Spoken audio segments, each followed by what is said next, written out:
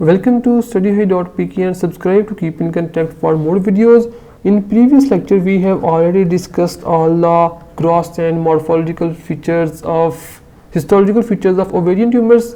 In this video we are going to discuss all the remaining histodiagrams of female genital tract that are given on your Robbins pathology. So let's start our today's lecture. So our first topic is acute and chronic salpingitis. Salpingitis is inflammation of fallopian tubes, and the most common organism that causes this is Neisseria gonorrhea, gonococcal infections. So we will discuss how you can differentiate whether the fallopian tube has been suffering from acute or chronic. So first discuss the features of acute salpingitis. There is dilation of the lumen of fallopian tube. This is the first feature that you have to write in your paper. First feature, dilated lumen. Second feature, accumulation of pus in the lumen of the, this is pus. Second, pus filled lumen. Third feature, these are the plica, and there is a admetrous. Fluid has been accumulated in them. Third feature, admetrous plica.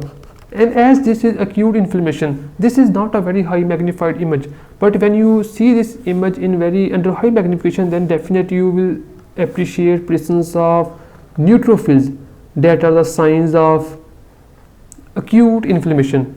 So presence of or infiltration of neutrophils in plica. So these 4 points are enough to get full marks in this topic, from this topic. Now we are going to discuss chronic salpingitis. What are the features? First, scarring. Scarring is present. Scarring of lumen. First feature, scarring of lumen. Second, these plica are united or meet with each other. Fusion of the ends of the plica results in formation of these gland pouches or blind pouches. Second feature, because of fusion of plica, there is formation of blind pouches or glands. Second feature, and third feature that you can write in this diagram is decreased lumen, dilated and very small size, but these two are enough. Scarring of the lumen and fusion of the plica results in formation of blind pouches or glands. And our next topic is lichen sclerosis and squamous cell hyperplasia. Just you assume a patient enters in your clinic and this is a surface of valvular surface. There is some white surface or white plaque, maybe because of some autoimmune disease like lichen sclerosis, because is an autoimmune disease, and are due to scratchings, pruritus, etc. Squamous cell hyperplasia occur because of scratchings and continuous itching, etc. So we have to see the biopsy. You have to take biopsy to confirm from what type of disease the patient is suffering from. So now I am going to discuss the histological features of lichen sclerosis and squamous cell hyperplasia. So let's start. First, lichen sclerosis. This is the diagram of lichen sclerosis. First feature, there is thinning of this epidermis. First, thinning of epidermis, whereas in case of squamous cell hyperplasia there is very thick epidermis. So thick epidermis in case of squamous cell hyperplasia, thick epidermis. Second, there is superficial dermal layer and it is deep dermal. There is sclerosis of superficial dermis. This is another feature, sclerosis. That's why it is called lichen sclerosis of superficial dermis.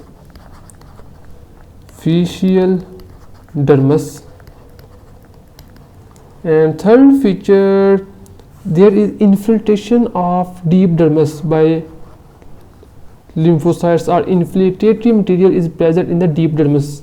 This is the third feature.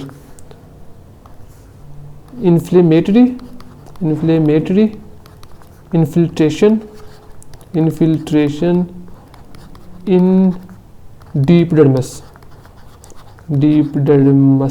So these three features: first, thin epidermis, sclerosis of the superficial dermis, infiltration of the deep dermis. These are the features of lichen sclerosis. Now I am going to discuss the features of hyperplasia. You can look at that. This is the hyperkeratosis, increased deposition of keratin. This is another feature of squamous cell hyperplasia, what is called hyperkeratosis.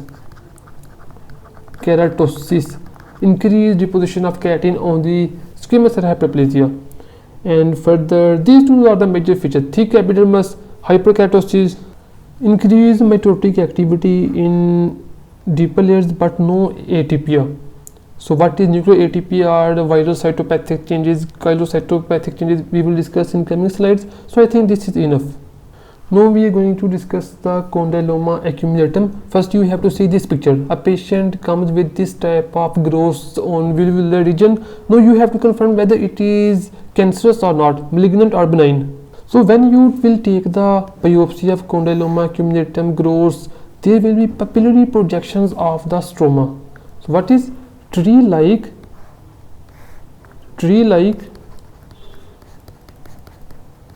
papillary projections of stroma. This is first morphological or histological feature that you will write in your paper of stroma. And second, which is covered by thick epithelium. Stroma, tree-like papillary, a tree-like, you can also remember this by this picture, tree-like papillary projections of stroma, which is covered by thick epidermis, thick squamous cell layer,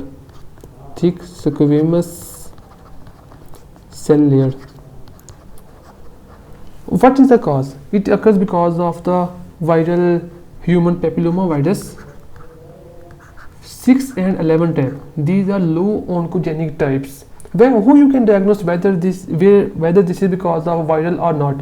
Whenever there will be a viral infection, there will be cytopathic changes. Like this is a cell, its center is a nucleus. Overall, around nucleus there will be perinuclear halos, a vacuolated area around nucleus. This is called perinuclear halos. There will be increased density of nucleus. This is called nuclear atypia. So these are the features of viral infiltration called chylomicrocytic or cytopathic changes, and when they're very high grade, then increase in nuclear to cytoplasm ratio. So these are, you can see there is perinuclear halos. You can appreciate in this picture also. So increased nuclear atypia as compared to normal nucleus. There is increased density of nucleus, showing that these cells are dividing at a larger rate as compared to other cells. So these are cytopathic changes. So this is the features of condyloma accumulatum, and the patient is suffering from human papillomavirus 6 and 11. These are low oncogenic virus, whereas those that cause cancer of cervix, they are human papillomavirus 16, 18 etc. Now we have to discuss the valvular intraepithelial neoplasms or valvular cancers, epithelial cancer etc. First I want to show you or introduce you about this topic, then it will be very easy to understand these histological pictures for you. Valvular squamous cell carcinoma, ये दो type का होता है. एक होता है बेज़लाइट type, दूसरा होता है keratinising squamous cell carcinoma. Keratinising squamous cell carcinoma. बेज़लाइट, इसके अंदर जो मेजर कल्प्रिट होता है वो होता है human papilloma virus 16 mostly. This is non human papilloma virus cancer, non-human papilloma virus cancer. Further, it arises from the precursor lesion which is called classical valvular intraepithelial neoplasm. It arises from the differentiated valvular intraepithelial neoplasm. So we are going to discuss the precursor features of classical and basal-like keratinizing squamous cell carcinoma and its precursor lesion differentiated valvular intraepithelial neoplasm. So first, this is non-human papilloma virus. So you should know, as I have explained you in previous topic, there are vital cytopathic changes, which is perinuclear halo and other increase in nuclear atypia. These will be present in basalite type because this is virus associated. This is not. So let's discuss the features of these things. Classical intraepithelial neoplasm that will give rise to basalite type of cancer. So this is human papillomavirus associated. The first thing, there is hyperkeratosis. As you can see that this is a precursor lesion, this is cancerous lesion, this is basalite cancer, in which there is invasion of the stroma and necrosis etc. Hyperkeratosis. Second, these are the increase in nuclear atypia. There will and this is present along the whole epithelium.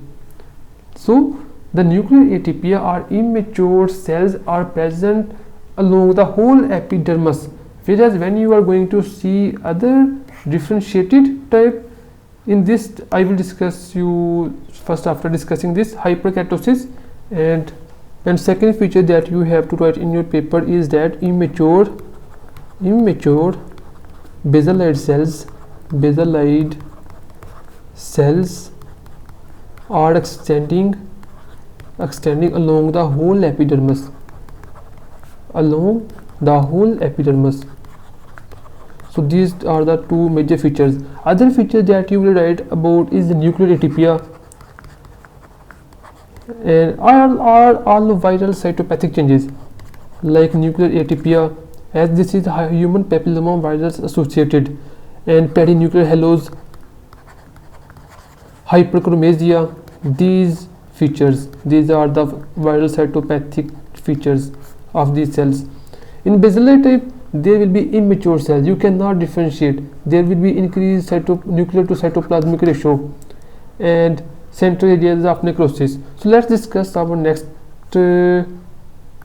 intraepithelial neoplasm, that is differentiated valvular intraepithelial neoplasm.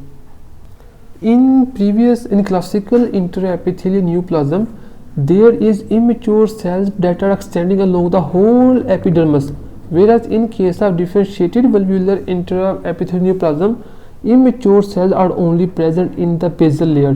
So first feature, basal layer atypia. Second, there will be increased parakeratosis. You can also write keratosis, but in parakeratosis there is retention of the nuclei, whereas in previous picture, if I show you, in that picture there will be no presence of nuclei in this keratin. So this retainment shows that there is immature keratocytes, maturation has not completed. Third feature is that there is superficial epidermis maturation, superficial squamous cell maturation. It means that these cells have matured normally, but the basal cells shows atypia. So this is a differentiated valvular intraepithelial neoplasm from which squamous cell carcinoma can arise, and this is a picture of squamous cell carcinoma keratinizing. Why it is called keratinizing? Because when the squamous cells infiltrate the stroma, invade the stroma, they form keratin and form keratin pearls.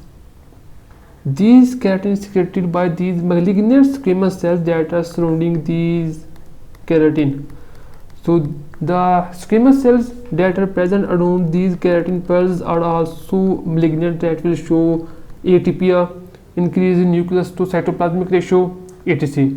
So these are called, what you will write in cancerous keratinizing squamous cell carcinoma, there will be nests of keratin pearls, invasion, etc. So this is the histological features of differentiated valvular intraepithelial neoplasm and the resulting keratinizing squamous cell carcinoma of vulva.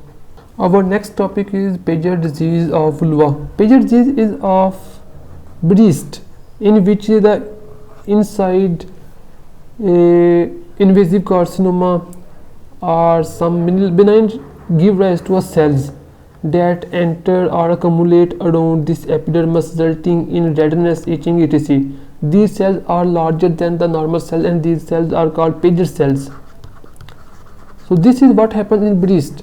These are signs of some presence of some cancer, or you can call some hidden malignancy. So but in case of vulva, there is Paget disease of vulva, there will be increased, they will accumulate here.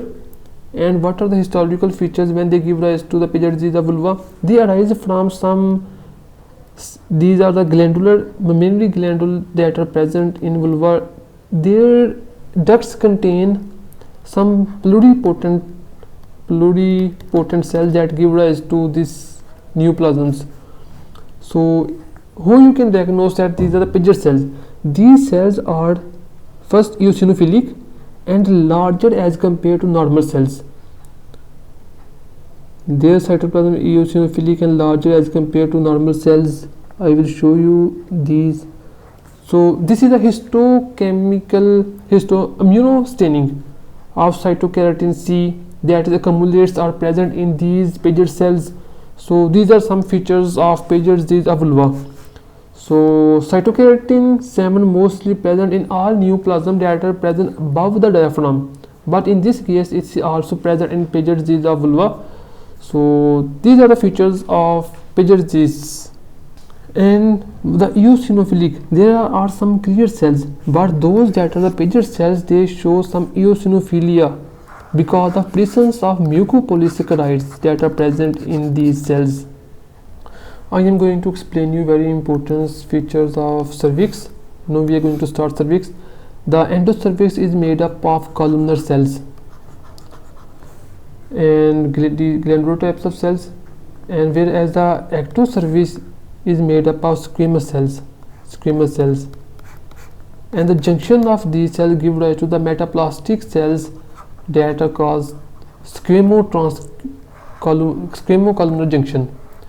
And most important thing that you should know that the human papillomavirus can attack these squamometaplastic cells, and it can only attack those basalide cells. So when human papillomavirus will infect these cells, when there will be a disruption of the superficial epidermis, lesions in the superficial epidermis that exposes the basalide cells will result in human papillomavirus associated cancer. So this is the structure of that you should know, squamocolumnar junctions. And with the passage of time, what will happen? These squamous cells continuously converted into these columnar cells continuously converted into squamous cells, and at the end our columnar cells only left behind after 50 years almost none. So let's discuss our next most important topic, that is cervical intraepithelial neoplasm that can give rise to a cervical cancer. So first, this is the normal features. You can see no nucleotipia, small nuclei, glycogenized. These are clear cells because these squamous cells are glycogenized, glycogen containing cells, and in immunohistochemistry, in histology, they appear as clear cells. And these are basalide cells where there will be high mitosis. When there will be increased mitosis, as you can see here, and human papillomavirus has infected these cells, there will be perinuclear halos and increased nuclear atypia. This is called cervical intraepithelial neoplasm 1. And when these immature cells start moving towards upward direction and they have crossed the 1/3 of the epithelium, this is called cervical intraepithelium neoplasm 2, type 2. In third type, the second and third both also called high grade squamous intraepithelial neoplasm, and then these immature cells has covered the whole of the epithelium. This is called cervical intraepithelial neoplasm 3. And after this there will be invasion of the stroma, and when invasion, then will be called carcinoma. The most important feature of cancer of every disease is invasion of the epidermis by crossing the basement membrane into the stroma. As you can see, squamous cell carcinoma of cervix. This is the basement membrane. This is a high grade epithelium, and microinvasion has been started. After crossing basement membrane, these malignant cells start infiltrating into this stroma. So almost cancer has started. Whereas when there will be peak of cancer, then you will see an image like that. That is, again, this is the features of high nuclear atypia and perinuclear halos of the surrounding squamous cells, that are the cytopathic changes of viral infections. And you can write, what you will write? You will write nests of epithelium and surrounding keratin material or without keratinization. So these are the features of squamous cell cervical carcinoma. And this is first, just assume this is our cervix. Cervix also contains some glandular cells. When cancer of glandular cells occurs, this will result in adenocarcinoma of the cervix. This is adenocarcinoma in situ, in which adrenal gland, the gland has not infiltrated yet the stroma, but there is darkening of the glands. What is darkening? This is a normal gland. It appears white mucinous. There will be no mucinous, but they appear dark because of loss of mucin depleted cytoplasm. So loss of mucin, they appear dark. Darkening of the endocrine gland with nuclear atypia, hyperchromasia, etc. So when there will be increased formation of, then at increased risk of, when adenocarcinoma has been at the peak, no, there will be different shapes of cells. Small gland, this is large gland, infiltration of the stroma and breakage, as you can see. So this pleomorphism of the gland, it shows that adenocarcinoma, this is invasive type of adenocarcinoma. But there is one more other important feature that you will write in your paper, that is no mucin is present in this. These are called depleted, mucin depleted cytoplasm of the mucin, these glandular cells. Mucin depleted cytoplasm of these adenocarcinoma forming glands. And when there will be different close crowding of the glands and different shapes, high chromasia, darkening, these are the features of carcinoma. So in this picture you only have to learn how different the cervical cells or squamous cell differentiation of occurs in cancer. This is a normal cytoplasm. Look, size of the nucleus or intracytoplasmic nucleons. When cervical intraepithelium neoplasm type 1, size of nucleus increases, and as further, when there is cervical intraepithelial neoplasm 3 and viral associated, there will be perinuclear halos. This is a nucleus, this is cytoplasm and perinuclear halos. And when there is high grade cervical intraepithelial neoplasm third, when there will be very low cytoplasm, increase the nuclear to cytoplasmic ratio. So you do not have to write anything in the paper about this, but just you should know that how these cells appear in this smear. Now we will discuss the histology of menstrual cycle. First, proliferative phase. What happens in proliferative phase? In proliferative phase, there is increased secretion of estrogen from the ovaries. What will happen? Estrogen causes the increase in proliferation of the glands. As this is the gland, there is increased chromasia, but not a very different pleomorphism. So this is normal features. These are not cancers. Increased pleomorphism, increase nuclear chromasia shows that mitotic fibers, presence of mitotic fibers. This shows that this is the proliferative phase of endometrium. Inshallah, after discussion of these things, you will be able to diagnose whether the endometrium is passing through proliferative phase, early secretory phase, or late secretory phase. And this is the features of stroma and some hemorrhages because of the previous menstrual cycle. So after ovulation, what will happen? There will be secretions of some estrogen or progesterone. What will progesterone cause? Progesterone will cause formation of these secretory droplets glycogen, and this is lumen, and these are the cells with the nucleus. Subnuclear droplets or vacuoles.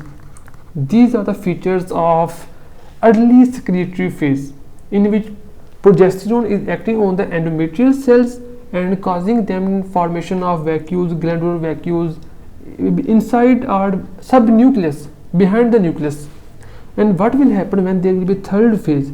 When there will be third phase, late secretory phase, there will be presence of mucin in the lumen, glycogen secretions. Second, these vacuoles will come to the surface. Subnuclear vacuole has been transferred from the under nucleus to above nucleus, as you can see. I hope you can easily appreciate these things. So when you will see these features, these are the features of late secretory phase.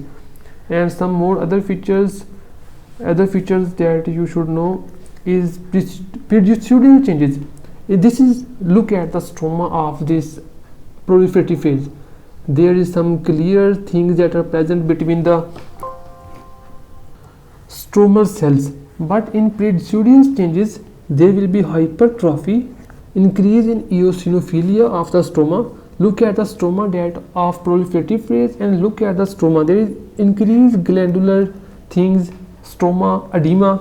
So preludial changes, first thing, this is the nucleus and this is hypertrophy of stromal cells. You will see hypertrophy. First, hypertrophy of stromal cells occurs after late secretory phase or in late secretory phase. Hypertrophy of stromal cells. Second, increase in edema of stroma. Third thing that will happen here, increase eosinophilia of cytoplasm of these cells. There is no eosinophilia, but in late secretory phase there is increased eosinophilia, as you can appreciate in this diagram. Increased cytoplasmic eosinophilia. So these are the features of late secretory phase. And when what will happen when there will be menstruation? There will be hemorrhage of stroma, results in formation of these blood stained hemorrhages in the stroma. So these are the different phases of menstrual cycle.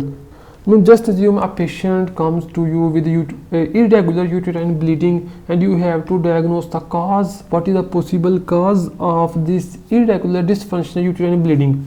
So you take the biopsy. Now in this biopsy, the first thing that you should notice that these endometrial glands, the nuclear is present at the basal things and there is proliferation. So it shows that there is no secretions and there is no subnuclear vacuoles, that are the features of secretion of progesterone and increase in chromasia of this nuclei. It shows that this endometrium is passing through proliferative phase, like there is increased secretion of estrogen,